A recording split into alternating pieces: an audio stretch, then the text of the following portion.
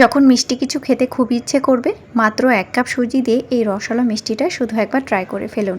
খাওয়ার পরে আপনারা নিজেরাই অবাক হয়ে যাবেন, এতটাই টেস্টি হয় খেতে। তো প্রথমে একটা পরিষ্কার কড়াইতে 1 চা চামচ গাওয়া ঘি নিয়ে নিলাম। ঘিটা প্রথমে ভালো করে গরম করে নিতে হবে। এবার একটা মাঝারি সাইজের বাটি নিয়েছি, এই বাটির 1 কাপ কাঁচা সুজি নিয়েছি। ঘিয়ের ওপরে সুজিটাকে সুন্দর করে ভাজতে হবে। গ্যাসের আঁচটা মাঝারি থেকে একদম লো আঁচে দিয়ে আস্তে আস্তে ভাজবেন, নইলে সুজিটা পুড়ে গেলে আমাদের মিষ্টিটার কালার চেঞ্জ হয়ে যাবে। যে যেখান থেকে আমার ভিডিও দেখছেন প্লিজ অবশ্যই আমার চ্যানেলটি সাবস্ক্রাইব করে দিয়ে পাশের বেল আইকনটি প্রেস করে রাখবেন। 1 থেকে 2 মিনিট হাতে সময় নিয়ে খুব সুন্দর করে ভাজতে হবে। দেখবেন দানাদার হয়ে গেছে আর সুজির কালারটা একটু চেঞ্জ হয়ে গেছে। গাওয়া ঘিয়ের ওপরে সুজিটাকে ভাজলে আমাদের এই মিষ্টিগুলো খেতে বেশি টেস্টি হবে। যে বাটির মাপে সুজি নিয়েছি ওই বাটির 1.5 বাটি জল দিয়ে দেব। এই পর্যায়ে আপনারা তরল দুধও দিতে পারেন, তাতে কোনো সমস্যা নেই। আপনাদের হাতের কাছে যেটা থাকবে সেটাই দিয়ে দেবেন। তবে জল ব্যবহার করার জন্য এখানে মিষ্টিগুলোর ভেতরে কোনো স্বাদের পরিবর্তন হবে না। গ্যাসের আঁচ একদম কমিয়ে দিয়ে আস্তে আস্তে নাড়াচাড়া করব। আস্তে আস্তে সুজিটা খুব সুন্দরভাবে সেদ্ধ হয়ে যাবে। 1 চিমটে লবণ অ্যাড করে দিলাম। যে কোনো মিষ্টি খাবারে একটু লবণ দিলে খেতে খুবই ভালোই লাগে। আপনারা যদি খেতে না চান তাহলে প্লিজ অবশ্যই স্কিপ করবেন। আস্তে আস্তে নাড়াচাড়া করব। 5 মিনিটের মধ্যে একদম ড্রাই হয়ে যাবে আর সুন্দর একটা ডোয়ে পরিণত হয়ে যাবে। তো বন্ধুরা দেখুন সুন্দরভাবে একটা ডো রেডি হয়ে গেছে। এই ডোটাকে আমি এবার একটা প্লেটে উঠিয়ে নিচ্ছি। 5 মিনিটের জন্য একটু অপেক্ষা করব, ডোটা ঠান্ডা হয়ে যাবে। চলুন এদিকে আমরা পিঠার পুর বানিয়ে নিই। আজকে গ্যাস না জ্বালিয়ে পিঠার পুর বানাবো, সেজন্য এখানে আমি আধা কাপ পরিমাণে নিলাম গুঁড়ো দুধ। এবার নিয়ে নেব আধা কাপ পরিমাণে ড্রাই কোকোনাট। আপনারা কাঁচা নারিকেলটা কুড়িয়ে নিতে পারেন, তবে এই ড্রাই কোকোনাটটা যে কোনো মুদির দোকানে আপনারা পেয়ে যাবেন। এবার দিয়ে দেব পাউডার চিনি। এই চিনিটাই আমি বাড়িতে পাউডার করে নিয়েছি। ব্লেন্ডারে দিয়ে গুঁড়ো করে নিতে পারেন, আবার বেলন চাকির ওপরে রেখেও গুঁড়ো করে নিতে পারেন। এই পর্যায়ে পাউডার চিনি ব্যবহার করলে আমাদের পিঠার পুর খুব ভালোভাবে রেডি হবে। আর এখানে গোটা চিনিও ব্যবহার করতে পারেন, তবে গোটা চিনি গলতে একটু সময় লাগে। এবার সামান্য করে একটু দুধ দিয়ে খুব ভালো করে মিশিয়ে নেব। এই পর্যায়ে আপনারা জলও ব্যবহার করতে পারেন, তবে দুধ দিয়ে মিশিয়ে নিলে টেস্ট ভালো আসবে। দেখুন খুব সুন্দরভাবে আমাদের পিঠার পুর রেডি হয়ে গেছে। খুব বেশি পুর লাগবে না পিঠাতে, তো আমি অল্প করেই পুর বানিয়ে নিলাম। আর এখানে আমাদের যে ডোটা ছিল সুজির, সেটা পুরোপুরি ঠান্ডা হয়ে গেছে। এবার হাত দিয়ে ভালো করে চটকে মেখে নিতে হবে। আমরা এবার যত ভালো চটকাবো ততই মসৃণ হবে আর পিঠাগুলো খুব ভালোভাবে রেডি হবে। ঘি লাগানোর কোনো দরকার নেই, আমরা ডোতে প্রথমেই ঘি দিয়ে দিয়েছি। তো এখানে শুকনো হাতে খুব সুন্দরভাবে এইভাবে চটকে নেবেন। 2 থেকে 3 মিনিট চটকে নিলে খুব সুন্দরভাবে আমাদের ডোটা একদম মসৃণ হয়ে যাবে। এবার বেলন চাকির ওপরে রেখে একটু পাতলা করে বেলে নেব, তবে খুব বেশি পাতলা করবেন না। দেখুন এইরকম সাইজের বেলে নেবেন। খুব বেশি পাতলা করলে আবার পেট ফেটে যাবে। আর আগে থেকে তৈরি করা যে মিশ্রণটা ছিল আমাদের পুর, সেই পুর একদম অল্প পরিমাণে দেব, খুব বেশি দেবেন না, খুব অল্প পরিমাণে দিতে হবে। দেখুন পুর দেওয়ার পরে এবার এই রুটিটাকে আমি আলতো হাতে একটু উল্টে দেব।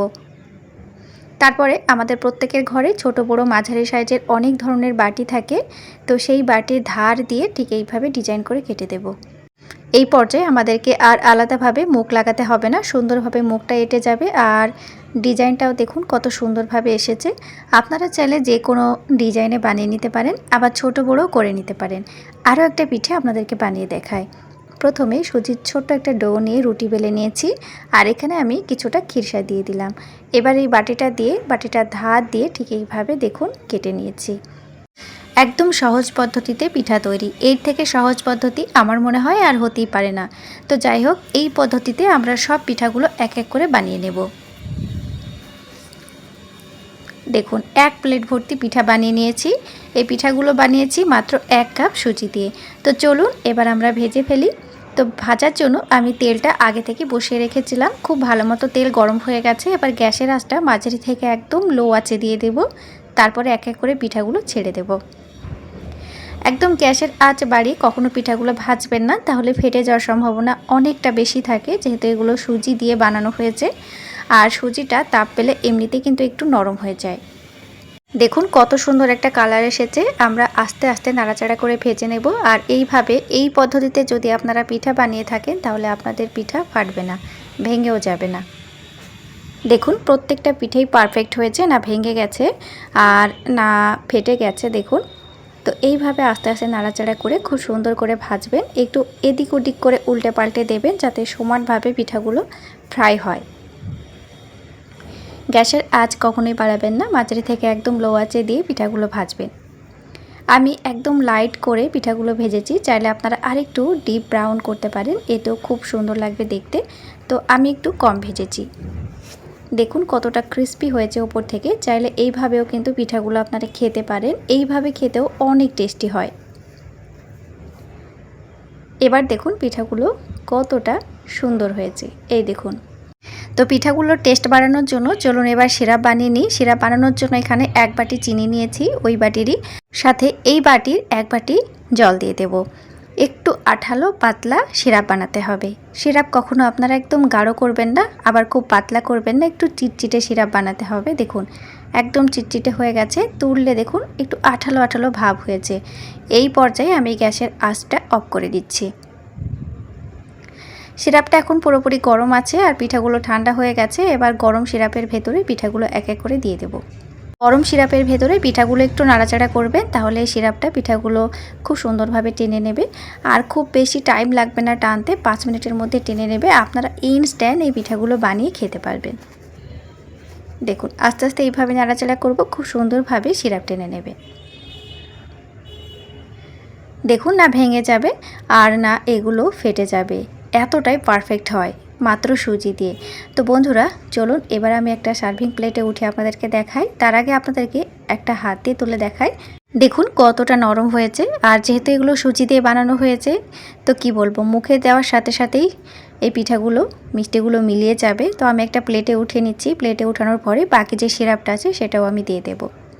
দেখুন মাত্র 1 কাপ সুজি দিয়ে যখন মিষ্টি খেতে খুবই ইচ্ছা করবে, ঝটপট এই মিষ্টিটা বানিয়ে খেতে পারেন।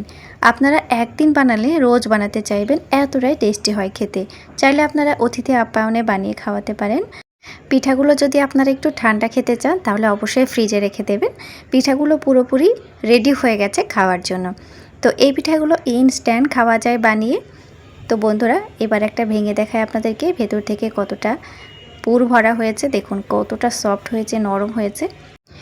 মাত্র 1 কাপ সুজি দিয়ে এই রসালো মিষ্টিটা বাড়িতে একবার হলে অবশ্যই ট্রাই করবেন। আর কেমন লেগেছে আপনাদের ভিডিওটা আমাকে কমেন্টের মাধ্যমে অবশ্যই জানিয়ে দেবেন। মিক্স ফ্লেভার মানে সহজ আর নতুন রেসিপি।